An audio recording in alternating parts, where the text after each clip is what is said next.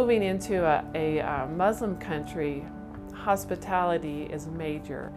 In a lot of the Muslim world, hospitality is related to your honor. And I had to learn to do that as well as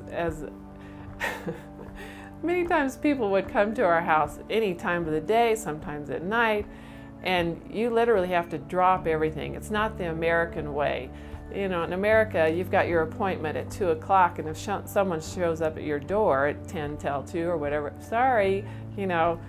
But in the Muslim world, no, you should drop everything, and that person becomes the most important activity, or whatever you want to call it, of the day.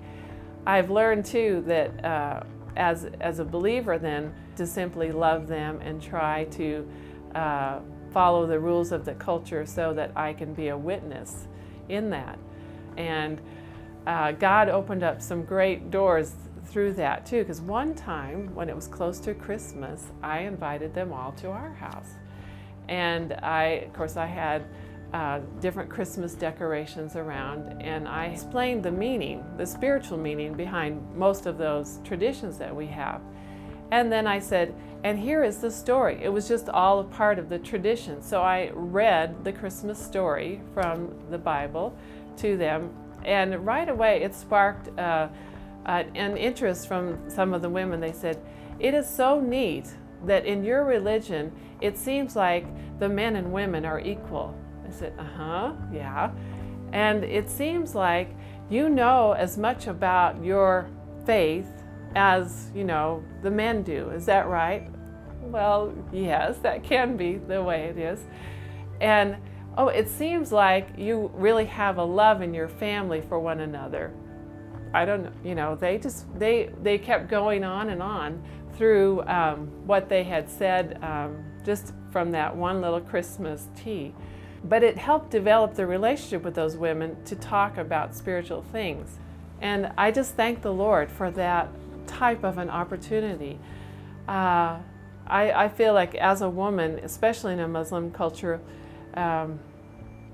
being able to, like I said, share hospitality and go to these types of gatherings with women, God will give you these types of opportunities to ask questions. I have great joy in doing that and in mentoring these young women, and I have been able to encourage them to have a ministry of hospitality. And they'll say, but I can't cook this way like they'll like. I said, learn to make something good that you do know how to make well, that they like to eat. And I had many opportunities through the years.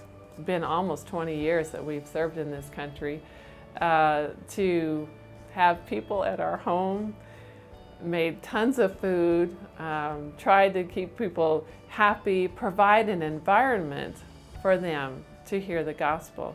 They come for the meal and the fellowship, and we have a couple kids, I call them kids, who they act like they're totally disinterested. This one girl, she's just plain funny. She said, well, I don't want to hear any of that stuff about Jesus. Well, why does she keep coming back, you know? She'll write in this little book that we have, our guest book, that I appreciate the Johnsons, you know, you show great love to me even though I don't want to hear about Jesus. She's going to be coming into the kingdom. And you may not see in your lifetime how God has worked in the lives of the people around you, but He does. And you are the fragrance of Christ. You are life to these people. You are the light.